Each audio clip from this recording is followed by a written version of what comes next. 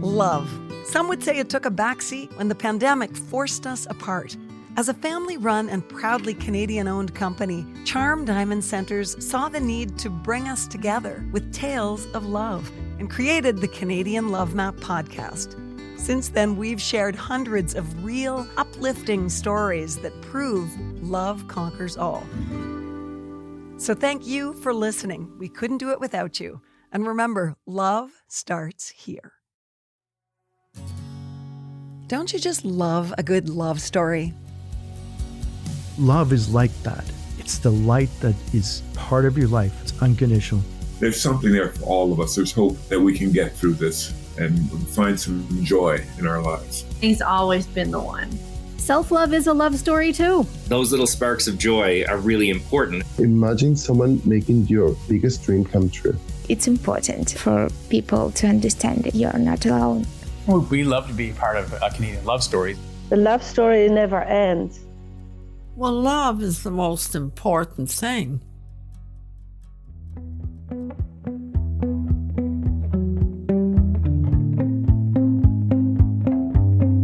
I would say one of the most beautiful experiences in what I get to witness every day is the amount of generosity from those in poverty.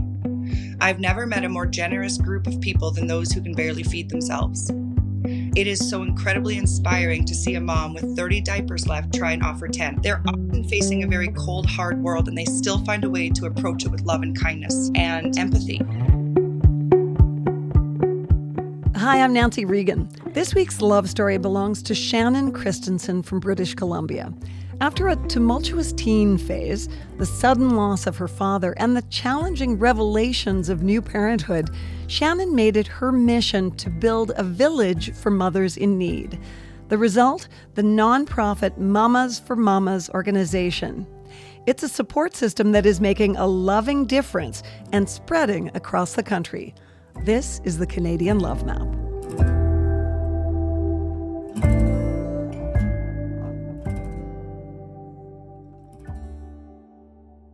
Shannon, it's so great to have you, but I have to say we're running a little late starting it because your earbuds were eaten by your dog and you just were given $50,000.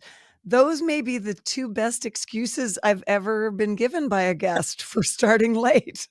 It was the best morning. I can't even be upset about the earbuds. And I didn't secure this donation. I had a call come in from our new gal who runs community and partnerships. And you know what? I knew she was going to be great, but I didn't expect her second week to start with the biggest donation that I've ever received, let alone a brand new gal. So the week's starting off well, but we have a guy who wants to help us match that. So the 50 has turned into 100 since you and I started talking about that 50 through the text messages that are coming through on my phone that I'm putting on silent because I'm getting far too fired up about the opportunities ahead of me for this summer campaign.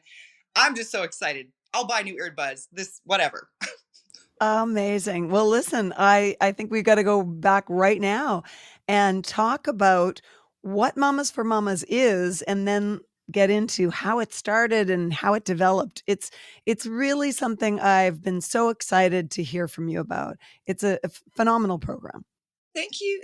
Thank you so much. I mean, Mamas for Mamas it's a registered nonprofit organization, but we were built in community.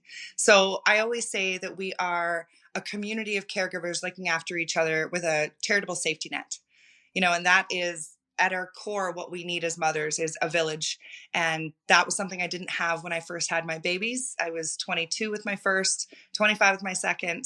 And I was looking for a village of mamas with whom to raise our kids, trade clothes, trade recipes, trade hardships, and be there for each other.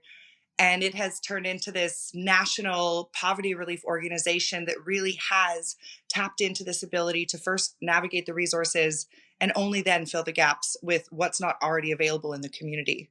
So that's Mamas in a nutshell. Yeah, I just am realizing I haven't really thought about the fact that we always hear the phrase, it takes a village, but that must be a very frustrating phrase for a lot of moms who don't have a village, and they probably feel like, yeah, I'm sure it does, but I don't have one.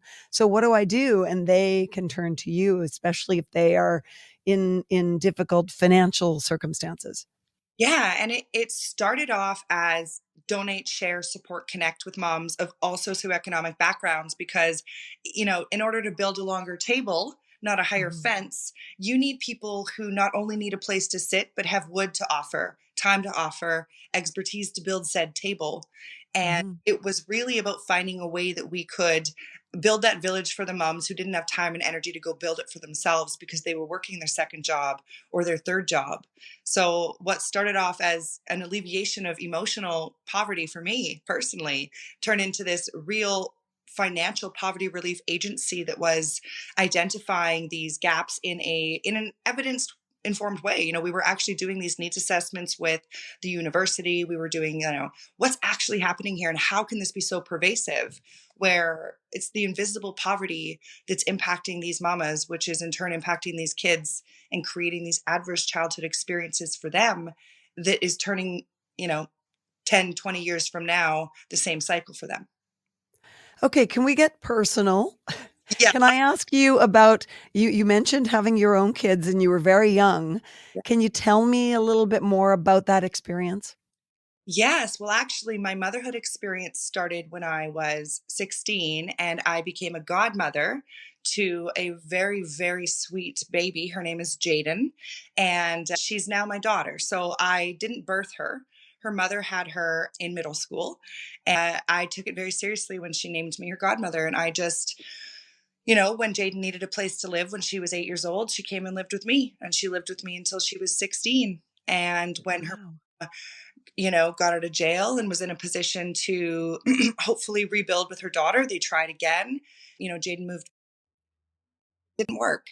It was very, very tough for Jaden, but I stuck around emotionally for her as she figured out what she needed to be there for her mom who couldn't be there for herself. And it was like she and I built Mamas for Mamas before Mamas for Mamas was born. So Jaden was really the reason that I had this belief system that there's so many moms and kids out there that need a hand up, not a hand out. And so then I had my babies, my biological babies. It was right after my dad walked me down the aisle. He had a heart attack and died. It was the next day he died after your wedding? It's less than, it was, we got married at like 5 p.m. on a Friday and he died 9 a.m. on the Saturday. Oh, Shannon, I'm so sorry about that. I read that in the notes that my producer gave me originally, and it just hit me right in the gut. Yeah, I don't think there's anything that can prepare you for that. And he was happy and healthy and strong. And young. Yeah, he's 53 years old. And then when he died so suddenly is when I realized I wanted to start a family. I didn't want to die with a bunch of degrees on my wall and a bunch of, wonderful experiences in academia with no experience in building a family, because I knew that was what was the most important for my dad. With all of the accolades of his life and everything that he accomplished in his world, all he really cared about was his daughters. So Jimmy was actually born on my parents' wedding anniversary, like 7 weeks early. So there was this experience of grief and loss and this really beautiful experience of life. And in a moment where all the doctors thought he was going to die, I was, had an abruption and had lost more than a third of my blood supply. They didn't think I was going to make it either. And we both made it. And we didn't just survive, like we thrived, But you were only 33 weeks pregnant then. So he was in the NICU for a while. He was in the NICU for, God, a long time, more than 35 days. And he was back and forth quite a bit after that, after he was let out. But I think the hardest thing to do in the whole world is to leave the hospital without your baby. So that is the beginning of your motherhood journey, of your biological motherhood journey. And what was that experience in the NICU like?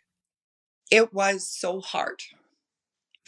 And it gave me so much empathy for an experience I didn't know anything about, which was motherhood and poverty. I had financial means. I was very well looked after. I remember being in there and feeling like it was the worst thing in the world and the best thing in the world that had happened to us. He was alive. He was safe. I wasn't allowed to touch him. Kangaroo care wasn't a thing 13 years ago, they had these strict rules about not overstimulating him. And I watched this mom on the other side of the room, and had gone through some tough times, and she'd had this baby, and it was she named her Hope, and she would come in every day to see Hope, but she really, she didn't have a lot going on. And I remember one day she got really mad at the nurse because she was supposed to feed the baby and she missed her time frame, and she completely lost it on the nurse. They called social workers. They got, right in there.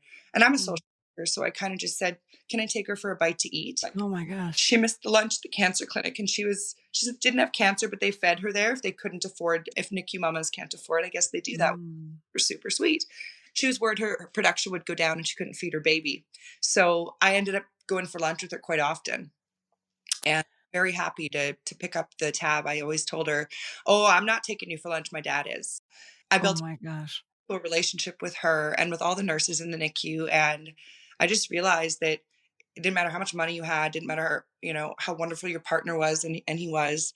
I didn't have the ability to fix what was happening. I didn't have the ability to not have an abruption. Money doesn't help your baby from dying.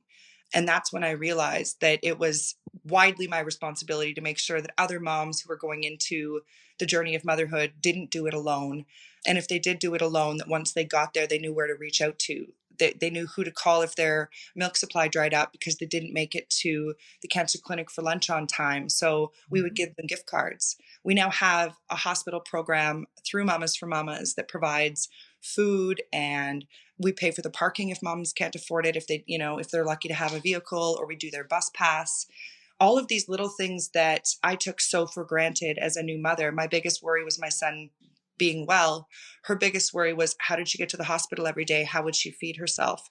How would she get home? Would the nurses take her baby?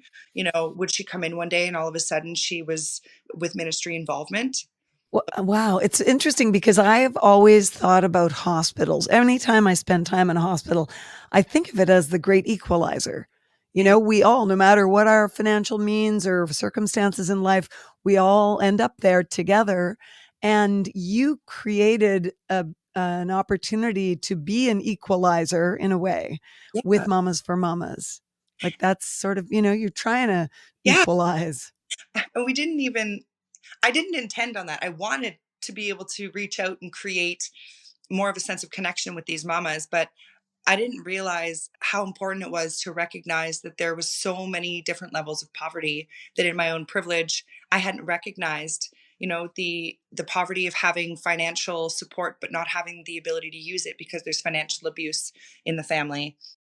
And then there was me, and I had emotional poverty, and I had the ability to equalize my emotional poverty by alleviating their financial poverty. It was the most beautiful gift I'd been given in my whole life, was this money from my dad in his inheritance to be able to literally build a longer table. We have this giant table at the office now where mamas can come sit and do their work or whatever, but figuratively, this longer table all across Canada where everybody and anybody is welcome to sit as long as they use kindness as currency. Yeah. So when you say emotional poverty, you're talking about the grief that you felt for your father. But I suppose also the idea of being given a purpose like this, an endeavor that is so driven by purpose and passion, that must have just lit you up. It did, and I felt connected to my dad for the first time since he had died when I started doing this work with mamas. I mean, I felt connected to him through my children, of course, but in a different way. It was like I could see his eyes in them. I could see this. But when I went and dropped off that first big basket of food to that one mom who was 19 and pregnant and already had a 1-year-old, and people were shaming her and giving her a lot of grief. In my head, I could hear my dad, "Poor darling," just poor, doing her best, and if you can just push her to the finish line, he's like, "You're going to make it to the finish line anyway. It doesn't hurt you to push somebody there with you, right? Just like, you got this, darling." So in that of bringing those groceries, it was like he was standing right beside me. It was truly the most beautiful experience. And I thought, well, hot damn, if giving groceries away at the $500 once a week is going to bring my joy back, like, let's do it twice. Let's do it 3 times. And yeah. The Mama's Nourishment Program was born. And so how did it grow from there? So it really was a natural growth. I'd say the biggest problem we've had at Mama's is trying to prevent it from growing too quickly so it's unsustainable. And I Yes. very good job of that even, but I've definitely brought it back. But I would say it was in my garage 2014 and 15. Every opportunity we got, to go and do a swap of sorts. So instead of moms just dropping things to each other's houses, once a month they'd say, hey, let's meet at the Boys and Girls Club. Bring all your stuff you want to get rid of. And it's a free shop. Everybody who needs anything. We'd have hundreds of families come down. And I could see the need growing. It wasn't just this Facebook group anymore. Yeah. But Oh, boy. you took it one step at a time, and you just, every chance that we got to celebrate a win, from going from my garage to then having our first storage unit, it was like, girl, you made it. And 2020 was that was what really propelled us into our not corporate, more like clinical growth phase, I'll call it. The corporate side for me was more getting our systems in place, getting our payroll, getting all of that kind of stuff organized, because we had like 4 part-time staff at the end of 2019. So, maybe 5 actually. We'd raised, I think, 900,000 in our biggest year, which is something to be massively proud of. I was super proud. Absolutely. Our first year's budget in 2014, I think, was 12 grand. So by 20, Amazing. we're killing it. We're almost at $1 million. And then the pandemic hits the next year. And it was like, okay, 2 options. Should we kind of reduce our operations so that everybody that works with us can go find a job, or stay home and collect CERB and whatever? That didn't last longer than 32 seconds. And everybody said, nope, we'll work for free if we need to.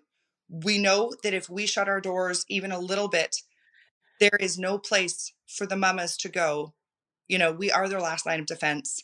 And Yeah. I realized too, the moms that worked with us, if we let them go, they were going to become unemployed. And where are they going to go when the organization that catches everybody is shut down? So we expanded instead.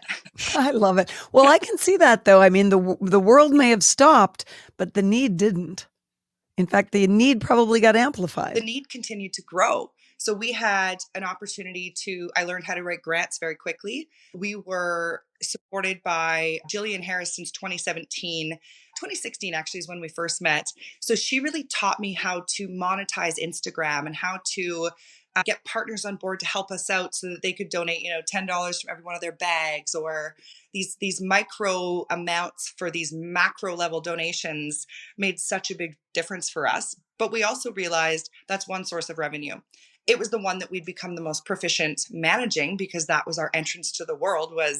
We were the first charity born on a social media platform. Makes sense that we were going to use cause marketing. But we thought, nope, we have to figure out about 5 or 6 new revenue sources if we're going to keep mamas alive, and we need about 10 more if we're going to grow it. So we have 12 revenue sources now, and we have just taught ourselves every little bit of the way. Lindsay and I would sit there and Google, what is an outcome measure? What is an outcome measure? And we I can so relate. I knew what it was, but I couldn't figure out how it pertained to these applications we were doing. So basically, you've done your MBA in the real world with Google, a Google MBA. Yeah. And if I go back to your actual education, you referenced it, but you have your master's in psychology, right? Yeah, I do. I specialized in forensics. Yes. And when you were going through it, did you ever dream that you would be doing something like this with it? Oh, no, not even a little bit. I did everything I could to avoid taking community psychology courses. I was like, but that's like, and I would say that's for people with heart. I am a brain. Like, I was so focused on using my brain and being research-based and being registered and recognized at the provincial, federal, national level for being like the youngest female forensic psychologist in Canada. And that was really, at the end of the day, not me at all. I mean, I wanted to work with criminalized youth to give them another chance before they kind of hit adulthood and things became more permanent on their record. And I was a bit of a rough kid. I was rough around the edges. I didn't get arrested, but I borrowed my mom's car a few times before I got my license and did a few silly things that you just shouldn't do. Sorry, I'm laughing, but I couldn't help it. It was like, I didn't get arrested, but I tried my hardest. And I would often push my limits and see what I could get Mhm. away with, you know? And I was very blessed because I was born on third base in the sense that if I got into trouble, my dad's a lawyer. I'm not paying $5, $10, $20,000 for a defense. I have my dad. He's going to be mad, but I always kind of had this safety net. At the school, you know, when I got kicked out because it was Bob Marley's birthday and we were celebrating, fair enough, not a good call, Shannon, be better. But I was 15 and I thought, well, it's Bob Marley's birthday. And like, my mom's a teacher. What the worst is going to happen? I almost got expelled. So I actually did learn from that one. But you kind of have to like, for me, it was like, what about the kids that are born on not even first base? They're in the dugout. They're desperate to Right. try and hit a ball, and they're getting in trouble when they don't hit it. These were kids who had nothing but child or like adverse childhood experiences as their core memories. You know, when it came to their experience with older people in their family, you know, men in their family, I don't know how many of these children that were accused of crimes that had happened to them early on in their lives, that had been perpetrated against them. Mhm. And it was just this real passion of mine to help people heal from the darkest times of their lives without having to become a zombie. You know, I went through some really hard times as a teenager, and instead of seeing a counselor, they put me on antipsychotics, and I lost a year of my life. I don't remember Right. 14 to 15 at all. Oh, wow. Like, I was sad. Yeah. Yeah. Then and there's that numbness that is hard for a lot of people. I know medication, we're not making judgments. It works for some and for some not so much. But there are challenges always. Well, that's exactly it. And that's why I became a trauma counselor for, you know, youth who needed a hand. And then I became a sexual assault trauma counselor and domestic violence, all that kind of stuff with the Elizabeth Fry Society. I wanted to experience both sides and heal people who'd been hurt because hurt people hurt people. And I was hoping and to heal humans, period. Mhm. Whether I was on the offender side or the survivor side, they were all survivors. And this was something I think was lost in translation somewhere. We lost empathy in our rehabilitation system, which we call a court system, which is not a court system, it's a punishment system. And, you know, we need to rehabilitate our neighbors and stop punishing them for having needed support. Well, because it comes down to trauma for both sides, right? Perpetrators or victim, often it's all about trauma and a history thereof.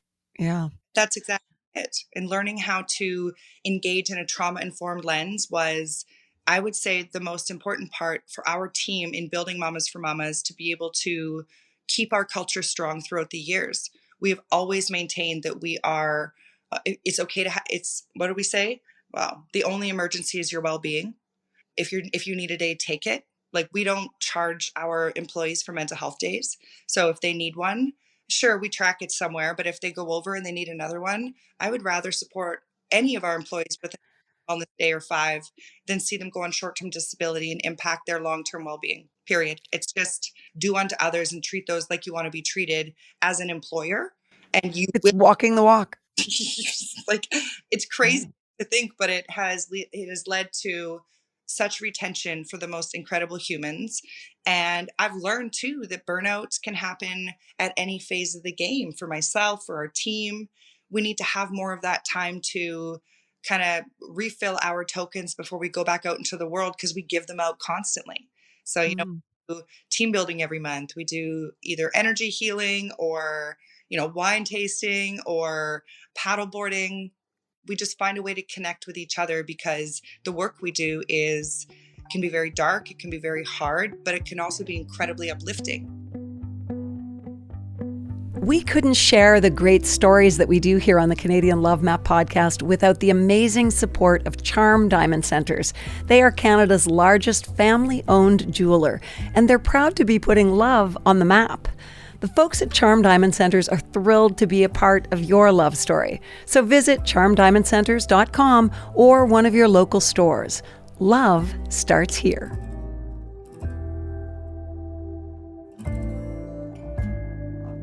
You said at one point that you intended for it to be more of an intellectual endeavor rather than a heart. So head instead of heart. And when I think about the $50,000, that's the business side of it. And you're supporting people in a very practical way. But I'd like to talk about that sense of human connection that you are giving them and how meaningful that is. Yes, it is more meaningful than any money we can provide. I mean, to be fair, sometimes that $400 will make or break you being homeless. That does make much of a difference. But what does that mean is that you stay connected with your children. It means you're not being separated from your oldest boy who's over the age of 13 and can't go to the women's shelter with you. It's maintaining connection with your bed and your roots and your home and the school that your kids can walk to. So when we have the funds to plug into these families that isn't otherwise available, we are helping prevent family dysfunction. We're helping to prevent family downfall. We're helping to create a sense of resiliency, not just in these mamas who desperately need that, but the kiddos who can see their mom all of a sudden with hope in her eyes say, you know what, kids, we got this. I love that. And I also love the idea that you have learned empathy as you describe it. You know, you've really lived a life where you have understood in a very deep way how compassionate we need to be for other people. And I'm curious about what you have learned about the human experience in poverty, particularly, that we all should know and we don't. I would say one of the most beautiful experiences in what I get to witness every day is the amount of generosity from those in poverty. I've never met a more generous group of people than those who can barely feed themselves. They will give half of what they have away, even if they don't know how they're going to replace it, because they know what it feels like to have nothing. And it is so incredibly inspiring to see a mom with 30 diapers left try and offer 10. I won't let that happen. I'm going to bring her own box of diapers. But the fact that they are so willing to engage in kindness and reciprocal energy exchange when that hasn't been their norm, that hasn't been their experience with the world. They're often facing a very cold, hard world, and they still find a way to approach it with love and kindness and empathy. So for me, it's like when a mama is giving you a hard time, take that, times it by 100. That's what she's feeling. And that is how you treat her. Like she's going through probably one of the hardest days of her life. And if she's losing her ever loving mind because someone else got the box of diapers from the website, let me tell you what she's experiencing: panic, scarcity, fear, a shame, frustration, anger at the fact that she can't do it, and angry at whoever it is that may have caused that. All of these feelings are valid. And when they are validated, they get to move forward into the fullness of their lives, not only with the understanding that it's okay to feel how they feel. You know, we can teach and work with them on coping through those feelings. And at the same time, we're going to get you those diapers. We're going to get you the products that you need so that you don't have to feel like you are, you know, in some sort of a Hunger Games for diapers. If there's a box posted on the group, there's usually 50 people who say, I need it. We private message all of them, as many as please come into the market. We'll get you what you need. That is beautiful. I really am so impressed by the idea. I remember when I had my first child and had a lot of support and was still stressed out and exhausted. And I just had, in the first couple of weeks of motherhood for me, I had this very powerful realization. Wow, how do single mothers do it? That was my enduring, intellectual echo. Like, wow, if I'm feeling like this, how do they do it when they've got no support? And you are that safety net, and that's so beautiful. I'm just so grateful that we are that safety net, you know? How did this translate into a best-selling book for you? You know, much like everything that has occurred with mamas, it's the universe providing time, space, and a platform to share this message. And Mamas for Mamas can connect with a lot of people, whether you were that mom, you had that mom, your sister's that mom, your dad is a single dad. When I use the word mama, it's an all-inclusive term for caregiver. But it was just an opportunity we were reached out to, and a few friends of ours had already kind of, gotten into this book writing world. And we thought, well, this is a really good opportunity to share the voice of mamas, to share a bit of the story of mamas. And it turned out a lot of people were really excited to hear about it too. And we did have Jillian Harris on the podcast to launch it. And I can't say enough about that woman. She has this impact, and she's just a real human. So when she says things, people listen, and people care about what she does. And she was reading my book, so they did too. Isn't that funny? And I think I so agree with you that when you are on the right path, the universe kind of just opens up and connections get made and pieces fall into place. It's kind of magical. It is. And I truly wasn't planning on leaving my career. I was making good money. I was doing trauma counseling and really impacting lives. I felt on a macro level, a micro level. I felt I was impacting the world in the way I needed to. And it just kept pulling me further and further away. Mamas would win an award and all of a sudden there was an event to go to. And so we'd go to the event and then we met someone and, oh, they have a space for us we can use. And it was this beautiful experience in taking opportunity, and the opportunity is taking you. And with 48 staff now compared to the 4 that we had before, we have this beautifully robust system across 2 provinces in person, and then the other provinces on these digital satellite platforms, where we are catching mamas falling through the cracks, but we're also connecting them to each other, which I think is just as, if not more important. And they're creating community amongst themselves and a sense of belonging, which is the strongest predictor of mental health, according to Adler, who was a Freud understudy. I know you were named to a top 40 under 40 list, and that's beautiful accolade for what you've done, what you've accomplished.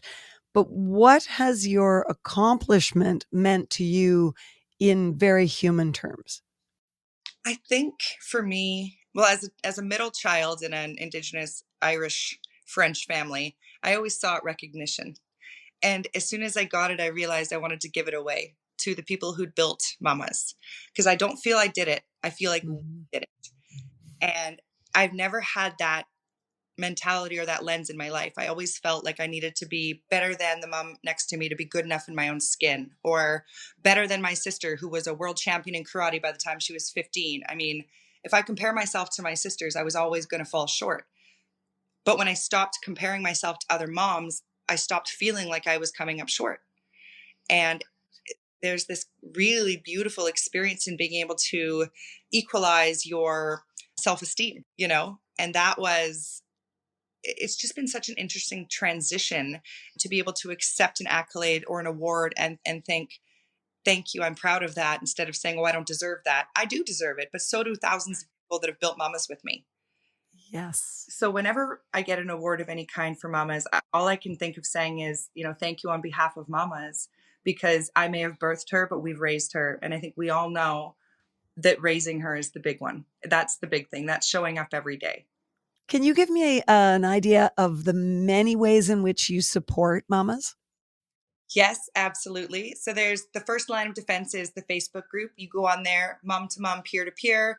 It's donate and trade. The second place is come into our Karma Market. It's free items for all members of the family in all of our physical locations. That's kind of our flagship program. It's like, come in and all the material items you need, you don't need to trade for. You don't need to find something and, drop it off. Just come and get the clothing, diapers, wipes.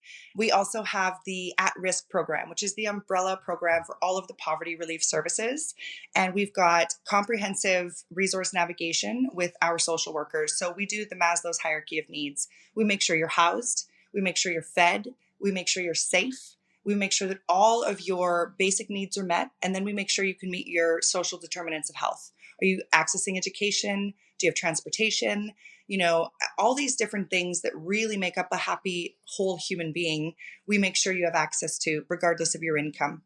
And that also means access to mental health care. In our community, we have some great mental health services that we can access and navigate, but there's often 10, 15-month wait lists. So we have our free mental health program, and we will be able to get you in before about 17 days. And that is the longest that we're comfortable having it. We're not comfortable having anybody wait. We have a 0 fee structure. If you want to give back later on when you have the capacity, you can make a donation. But we have a 0 fee structure for that reason. We have 0 sliding scales because our mamas are choosing between milk and toilet paper. We're not adding mental health care to that list. We've got the Sustainable Nourishment Program, which provides fresh food to families. Food was too expensive for us to go buy, so we built a farm. And we have 1/3 of an acre of food. We get all the seeds donated from West Coast Seeds. We get all of our little elementary school friends to seedling them for us. We plant, we bring our friends and volunteers out to harvest. We have a single mom who runs the farm. We trade half of the eggs that our laying hens produce to the farm owner as our lease for the land. Wow. It's the sharing economy within nonprofits that helps us to keep a 17% overhead on a $5 million budget. So all of the output goes directly to the families in need. And, and then the people we're hiring to actually provide the services are mothers or just really wonderful maternal people. We have we have dudes, we've got all sorts of folks.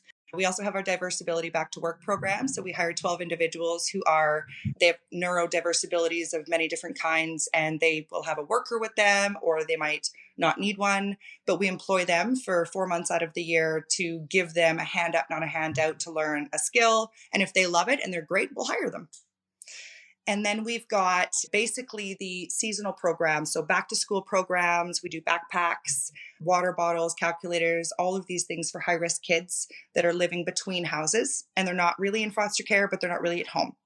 And the Champion program was based on Jaden. And it was based on you're not in care, but you're not being cared for.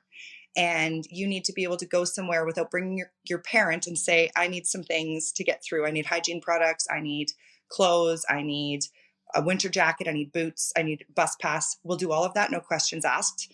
Some questions for safety, but no, send me your bank slip. Is just these ways of filling those gaps. In the mental health program, we have a pregnancy and infant loss counseling, and we only launched that because we were trying to refer moms who'd lost their babies. And the only place that was doing it in BC was the BC Women's Hospital. So we now work with them to take all those referrals. We have, a grief and support program. We buried a baby last week. It was an awful, awful thing, but it was also our ability to support this mama in her highest moment of need was actually finding a casket and helping her plan a funeral for her infant. We have a Fill the Gap dental program that runs under the at-risk, and those are things like pain, infection. We've had a mama who went in at 37 weeks with a stillborn baby, and they knocked out her tooth during the intubation and told her it was pre-existing, so they weren't going to fix it. So, oh, wow.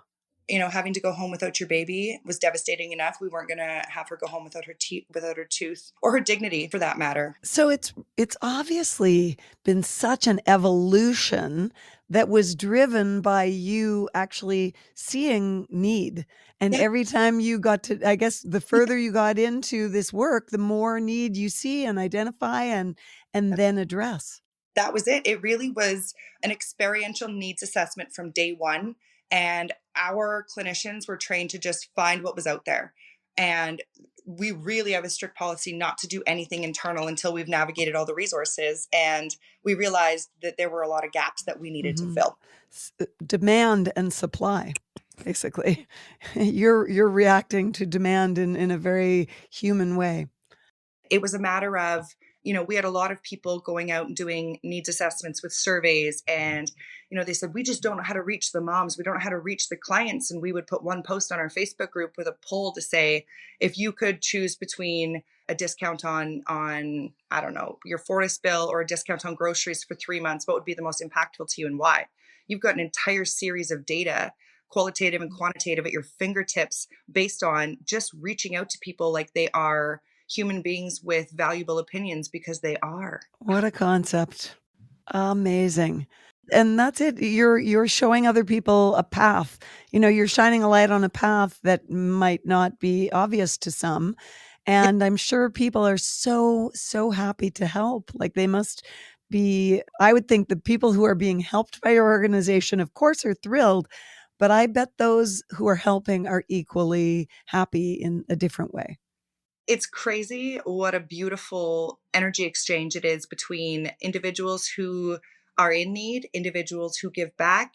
They're often the same people over time. We've had probably 30 or 40 people who came to us really down and out, like, hardest place of their lives. And they're donors now. Like, they're not just small donors either. Like, they're owning companies, they're giving back. And so with a bit of a boost from like the mamas, they could see their value, they could feel their value, and they had the financial support to move forward to find their value. Well, I think what you've just described is the true meaning of success. Right? I totally agree. I believe that the hardships and the barriers that are presented, and us being able to find a way to overcome them, that is the resiliency is success. if you're successful without resiliency, you really haven't earned it. have you? And if there's one thing this life teaches us is that we have to be resilient. Isn't that the truth? And when in doubt, be kind. Well, I'd love to ask you, how can any mamas out there, and I mean that as a wide term as well, Yeah. anyone with a nurturing instinct who wants to help or be helped by your organization, how should they find you? There are multiple different ways, but the best way, if they're looking for help, is to go onto the website and send us a support application. It goes right to our social work team. If you're looking for more of that peer-to-peer support, mom to mom, caregiver to caregiver, hop onto one of our Facebook groups. We have more than 150,000 moms across Canada who are engaging in this sharing economy. Donate, share, support, connect, help to find resources, all that stuff.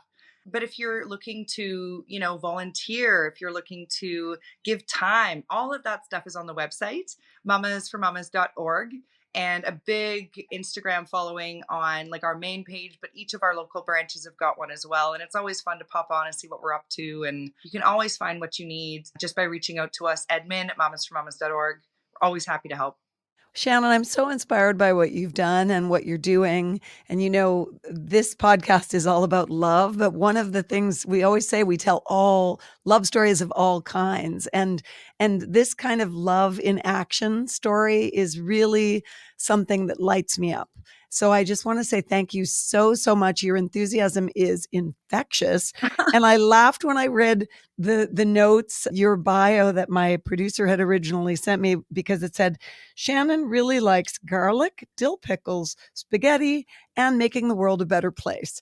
And I don't know about those other things, but you are definitely making the world a better place. Thank you so much. Gosh, thank you so much. I do love garlic dill pickles. I do love spaghetti, but my favorite thing is making the world a better place. Well, I'm with you on all those counts. So here. Here. Thanks, Shannon. Thank you so much.